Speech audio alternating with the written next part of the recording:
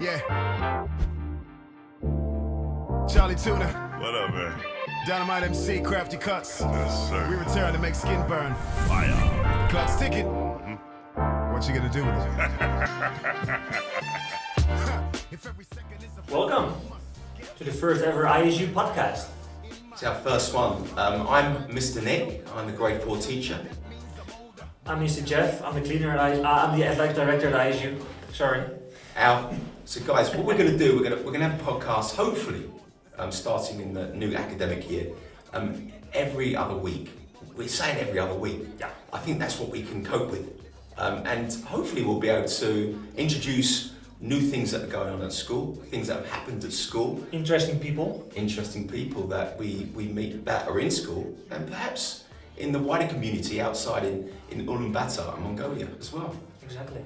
Our first guest was Miss Raeburn. She just came from chatting to, saying goodbye to all the students in primary school.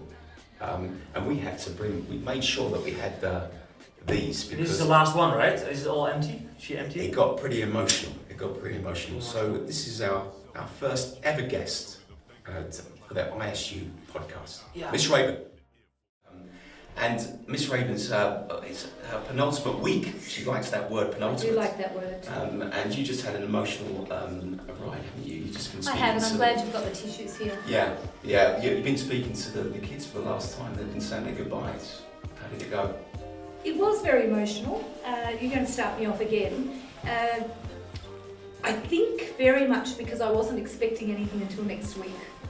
And so there was a very, very sneaky, underhanded little crew here who arranged this Zoom with 100 students. And Wow. I thought it was all for you. I thought Mr. Nick's the obvious favourite. Yeah. And look at all these kids that are coming online to hear Mr. Nick tell a story. Yeah. And So I was very surprised. I'm surprised because they haven't heard me tell a story. And they still haven't. No, they still haven't. And long may it continue. Yes. Yeah, so it was very emotional. Just saying to Mr. Scott that if I'm looking for a silver lining is that normally you stand and people do all of that and you cry as I always do, and then you walk away and you don't really have anything tangible that you take away from it. But I had this beautiful video that was sent in, all those little clips and messages. So that's the silver lining I'm trying to keep hold of. So, Ms. Raeburn, we got a few questions to start out with, too. You've got to just give us one option. Okay. So the first one is boots or hoosher? Hoosher? Okay. The Altai or the Gobi? All time. Altai. And we'll go more in details later. Nadam or Tsagansa? Southern. Have you been to the Nadam? No. No. So that took one out of the mix, yeah? Will you get Okay. a chance to this year? Maybe. Yeah. Depends upon the decision on when borders reopen. Yeah. I should be starting my new job on July 18th, Mm-hmm. but I know that's not possible. So at the moment I'm tentatively booked to fly out on the 14th of July. 14th of July. That's Just your- miss. Yeah, Just miss miss, now. yeah. And that's mainly because of the quarantine at the other end. If I was able to go in and straight into work, I'd push it to have Naram here. But I'm a bit concerned at the moment that I'll still have to do a 2-week quarantine when I get to... The guys watching, where are you going? Oh, I'm going to the home of the pyramids. I'm going to Cairo in Egypt. Beautiful swings, yeah. Yes. Amazing. You've got to be careful of perfume shop owners. I got You lost. had an experience with the I perfume? did, yeah. Tell us. Yeah. What happened was the perfume shop owner said, "Are you lost?" And I stupidly said, "I was lost." And he said, "Follow me." Oh. And he said, "I'm just going to make a phone call." So I followed him into his well, I thought it was his apartment, which was a bit silly. It was a shop. It was a shop, Yeah. a perfume shop, and he said he locked the door.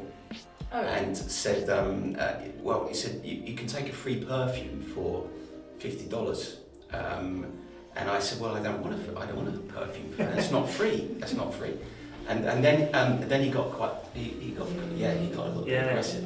And it ended up quite ugly, to be honest. So just be careful. I shall be very perfume careful. shoppers. Yeah. I'll tell him I'm allergic. Yeah. Allergic. I think still one of the last countries where they have written passports, handwritten passports. Really? Yeah. Really? Yeah. Because there was an Egyptian who worked here. Yes, there was. There was, and he's still told that we have handwritten passports, so that's interesting. Maybe just that Egyptian had a Maybe that handwritten Egyptian had a passport. passport. There's a lot of them, isn't there, as well? There's a lot of ink being used there in Egypt. Yeah. We continue. Yeah. We do. Urun or Arak?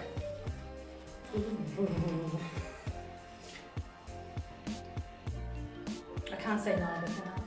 Yeah, no, you No, you can. Yeah, we I of can course you neither. but Suppose you if you can. have to. If I had to, take or I one. have to. Yeah. If I had to, Arab. Arak, right? Yeah. Better. Yeah, I like Arak. It's a struggle for me. I'll be honest, it's a struggle. Yes, I Your favorite place in Mongolia?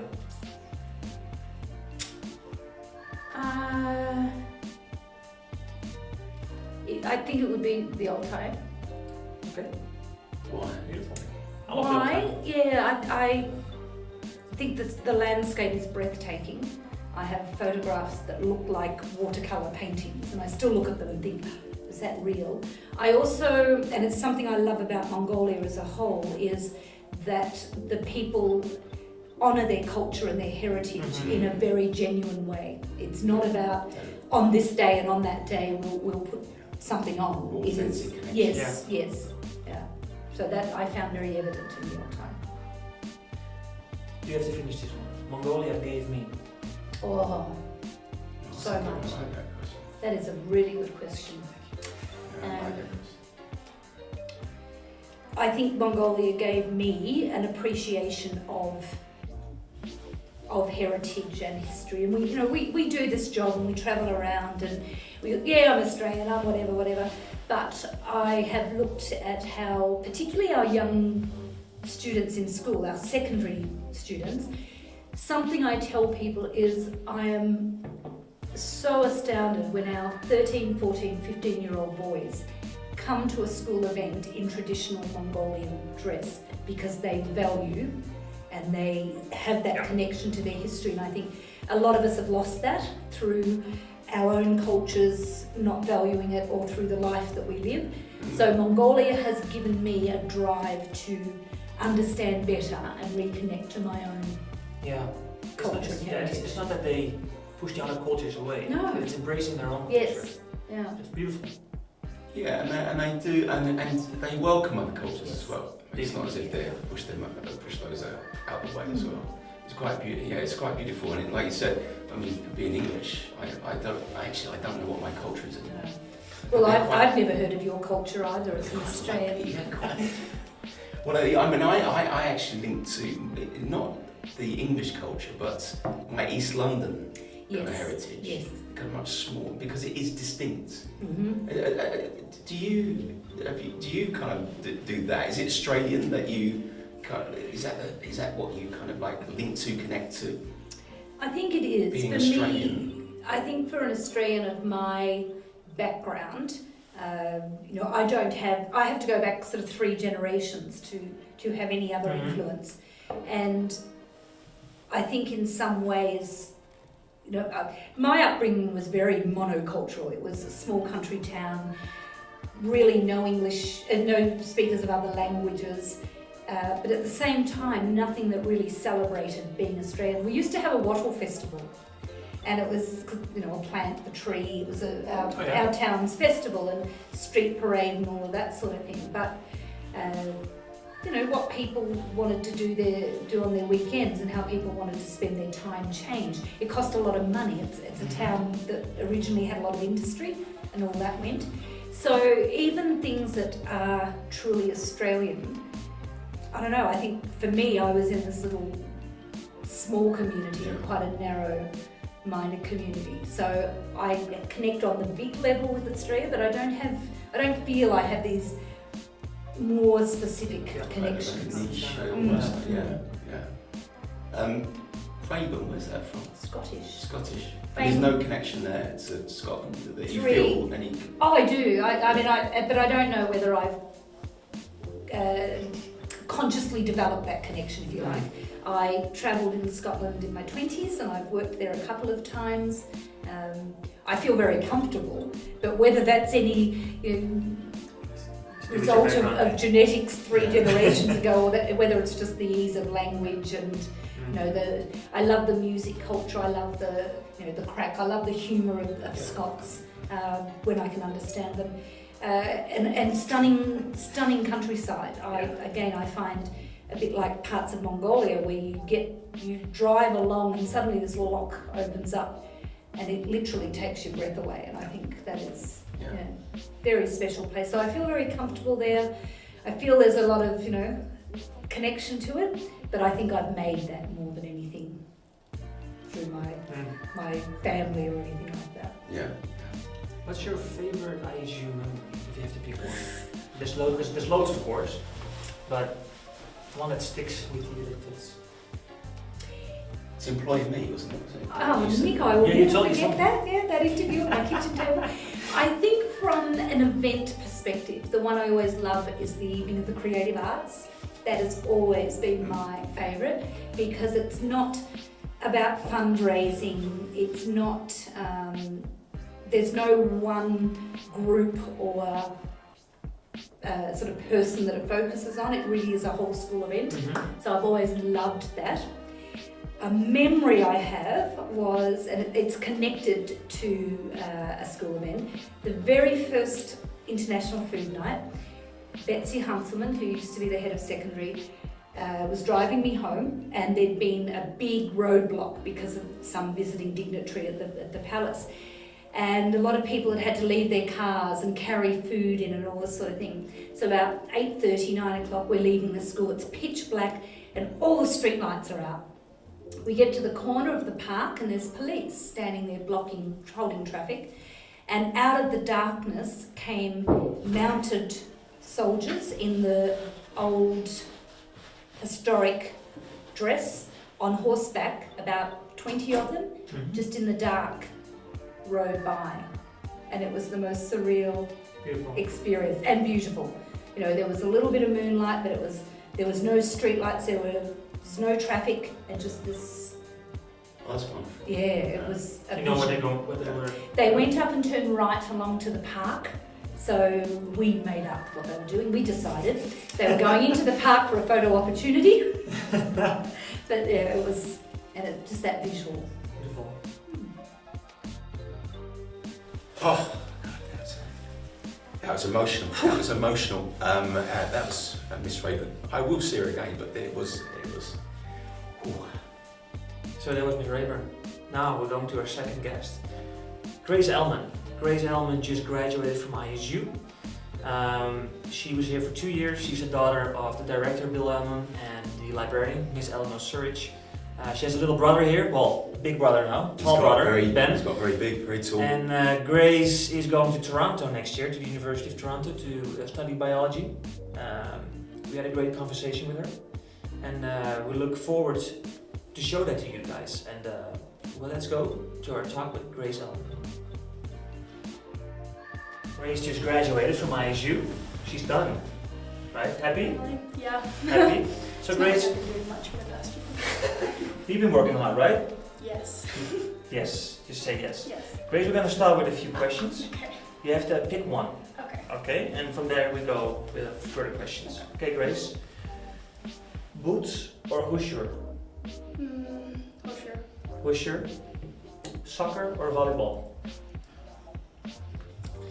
Soccer. I coach both of you, so I don't mind, right? Because I'm good at both. I felt bad to say. Mongolia or China? Mongolia. Mongolia. Justin Bieber or Drake? Drake. Drake? Yeah. Your favorite place in Mongolia? Probably the school. The school? Well, that's good. Why the school, Grace? That's where I spend all my time. Where I spent all of my time, I guess. Yeah. How did you deal with? How have you dealt with not coming to school the last few months? I think at the beginning it was kind of a yes, like no mock exams for some, like I felt like divine that. force. No like, kids. Some divine force came down and canceled my mock exams. I was so grateful. I got really sick right before school ended, and I hadn't studied, and then all of a sudden there was no school for 2 days, and I thought, yes, and then it was 2 weeks, and then it was 2 months. This was your class, wasn't it? You wished this. No. I've heard the story. Not really. All right. So great. So were you in a position where you could go to restaurants and coffee shops? Yeah, for most of the time, everything was open still. It was just the school that wasn't open, so we could go pretty much anywhere that we wanted, which is why it felt like a summer vacation, kind of. So we could still all see each other. Nobody had left yet. It was all open except for movie theaters, pretty much. Everything was still open. So for the first couple of weeks at least, it seemed like this magical thing that had happened where all of a sudden there were no mock exams. And we didn't have to worry about that anymore, because how could they do our mock exams now? And it just kept going. When was your tipping point where you and your classmates were like, we might want to go back to school?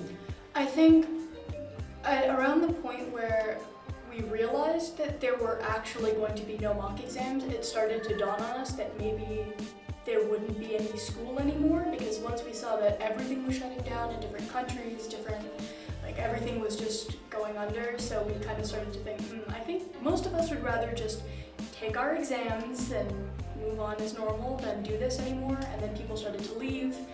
Everybody had left the country, so I think everybody kind of started to retract from the idea that they really wanted to do this anymore, because now nobody was staying in the country, everything was kind of closing slowly. There was a period where quite a few restaurants weren't open anymore.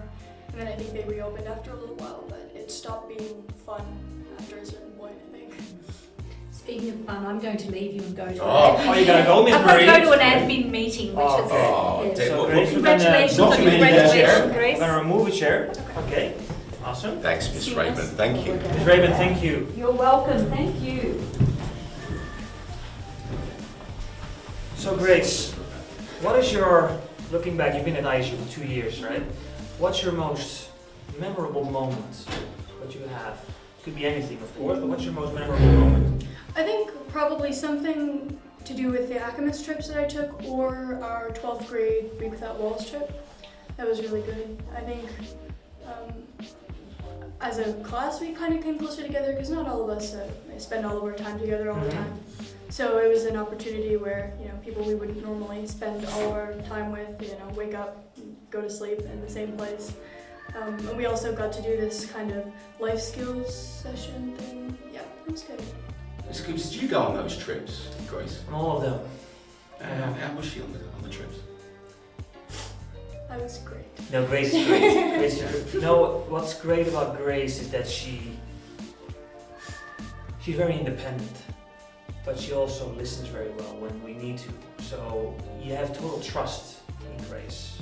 Things will go right. And you need that to teach when you're on You these need trips. when you're on trips and you're away in a foreign country with 24 kids, because some of them are still kids and they're busy with their hair.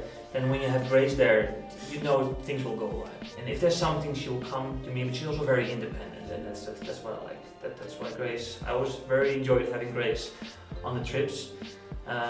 Grace, do you remember that soccer moment? There's that one soccer moment. You gotta talk about that. Was that the one where I collided with the goalie? Yes, where Grace, and there's a beautiful picture of it. And Was it undignified? If I had my way, I would delete that picture off the face of the earth. what happened to her? She was hurt, this girl. Yeah, Oh, yeah. I was running towards her and I didn't see her. All I saw was the ball because I was looking down like I shouldn't have been. And I was trying to move to the side because I kind of saw her coming. So I was trying to move to the side to get away from her, and I didn't see that she also moved to the side. So I just collided with her and we both kind of flew up in the air. It was like a cartoon, and we both landed on the ground, and I was super winded. So I just lay there for a little while, like rolling around. And I think somebody thought that I broke something or I hurt something, because I saw a lot of people like running around and yelling if I was okay, and I felt okay, but then I got up and this other girl was like grabbing her eye and she's going, my eye, my eye. I felt so bad, I didn't know what I did. I think she headbutted me and we both just lay Something there. broke with her, a glass or something, right? Something happened to her. No, I don't Well, she had a glass eye. No, She was always wearing glasses, this girl, but I think something happened. But before the game, actually, her finger, you remember? She had to pop her finger Oh back yeah, in. she popped her finger back in. Yeah. This is terrible. She was a goalie. She was really They're a tough. bit different. Well, you see, this sounds like another story. My mum was in a shop and they had these stairs, and she was going up the stairs, and the lady was coming down the stairs. She tripped and fell, and my mum helped her, and then she said, "Oh, I've lost my finger. My finger's come off." And they had Just to the whole- have the finger fallen off. Apparently she had a circulation problem. An older lady. And they found the finger under the stairs. So, Interesting story, Mr. Nick. No, thank you. I feel like comparing my story to that one makes Wow, mine sound exactly. a lot better. Yeah, no, but at least she could just pop it back. No, this lady couldn't do that. No. Grace, you picked Mongolia over China because you lived in China before, Yeah. right? And I would always pick Mongolia over China because I lived in China, Mr. Nick. Yeah, I've never been there. No. They wouldn't let me. But Grace, you've lived in China, you lived in Mongolia, you lived in... Morocco, Latvia, and Turkey. Where are you going next year, Grace? Canada. So you're Canadian, Mm-hmm. okay? You picked Drake over Justin Bieber. I don't understand. I like Bieber. I think it's like something deep inside me that can't let me I don't pick know, Justin But Bieber. you've never actually lived in Canada, Grace. I have not. So how is it gonna work next year? You're going to a country which is your passport country, but not in your heart maybe, but not where you've lived. I think I'm kind of an international student at heart, like somebody who's coming from a different country that's visited a few times. I haven't been to Toronto in years. I don't really remember what it's like. And I also have these weird things about being in Canada, like I've hardwired myself to see a foreigner and go, oh, I wonder where I know them from. And then I land in Canada and it's like, oh, arcade. It's really hard to focus. And then everybody understands what you're saying, which bothers me a lot for some reason because I'm used to kind of an anonymity around in public. I can kind of say whatever I want and nobody's gonna know. But then in Canada, people butt into your conversations and they understand. They say what you're sorry saying. all the time. Oh yeah, a lot of How are you apologizing. going to deal with the niceness of Canadians? I don't know. They're way too nice. Too nice. That's how I can tell the difference between Canadians and Americans. Okay, we gotta cut that out. Yeah, I don't know. I don't like talking to people I don't know. I think that that's an international thing. I'm just not used to it. But going into stores and restaurants and people being chatty, it's so alarming to me. I'm just so taken aback when people try to start casual conversations. Yeah. I have the urge to say like, oh, sorry, I don't speak English, like run away so I don't have to talk to them. So where are you going to study next year? Where are you going? I'm going to the University of Toronto. Toronto? I'm doing biology. Biology? And then the next step after that, what's the plan? Is there a No plan? idea. Not yet. I'm kind of gonna go with it for a little while. I think, I don't know really what I want to do specifically in biology, so I'll just kind of follow that trail to wherever it takes me. But I Takes want to you go back overseas, I think. Yeah. Well, because you're a third culture kid, right? You haven't lived overseas, so that's normal for you. So how are you gonna do to deal with being far away from mom and dad next year? My mom has reassured me that she will She'll call be me close. constantly. She's threatened to smuggle herself to Canada with me, so I don't know. I don't think I'll be too separated from them. And to be separated from your brother, Grace. Yeah, I mean, it's gonna be weird. I think honestly weirder for him because he has like a schedule of like, wake up, annoy Grace, go downstairs, do some work, annoy Grace, It's part of his got a daily thing- routine, he's got a right? To thing annoy going. Grace, yeah. I'm used to his presence. It's gonna be weird without him. Are you close, you two? Yeah. Yeah. We fight a lot, but I don't know. Hate love, right? Well, brothers and sisters. Brothers and Yeah, the sisters. story. And got tall. He's lost much. He's filling out, isn't he? Yeah, I know. He got tall. He gets taller than you now, I think. I He's miss. not. He's been taller than me since he was 13, and that was Really? a bad day. The day he realized he was taller than me was all over, and it just got worse. It's all family.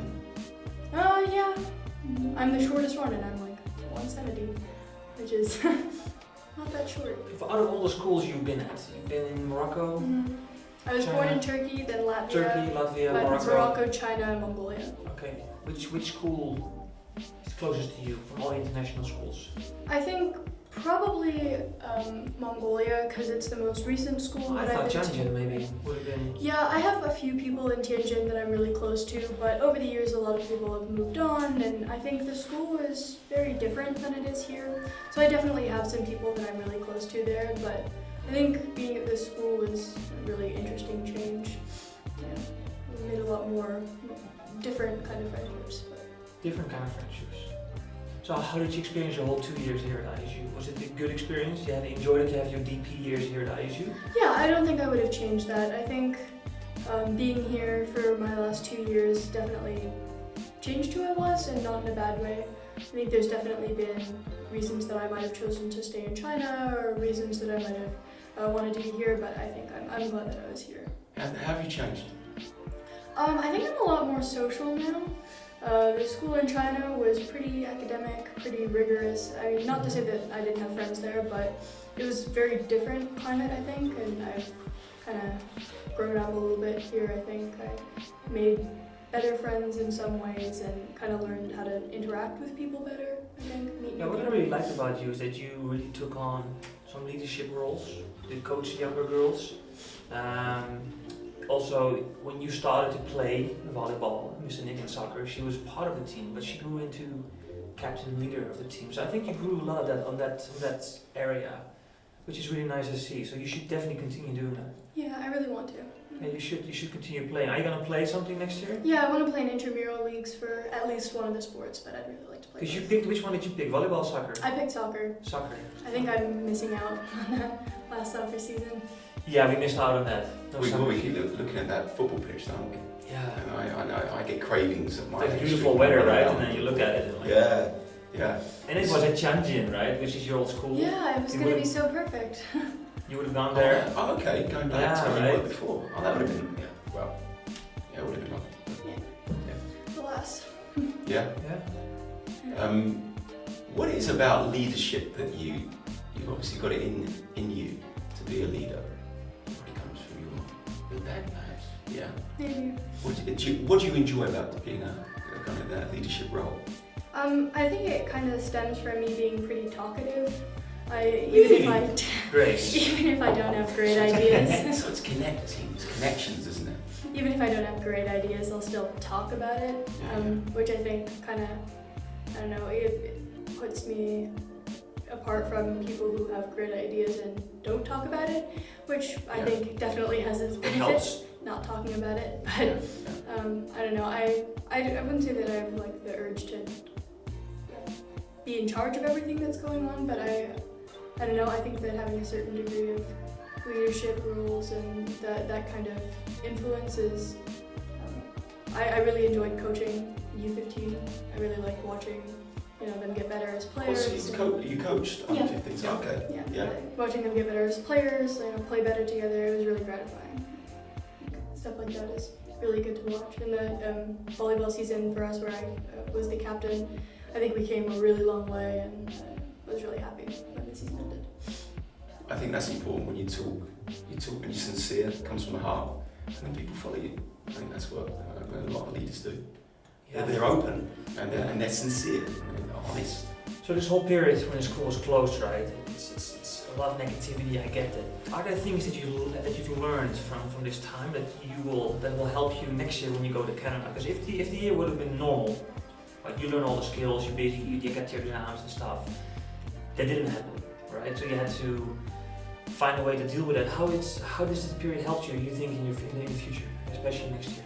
Well, I think I've definitely learned to appreciate school a little bit more. Appreciate being around other people. Also, having a lot of free time also means that I'm not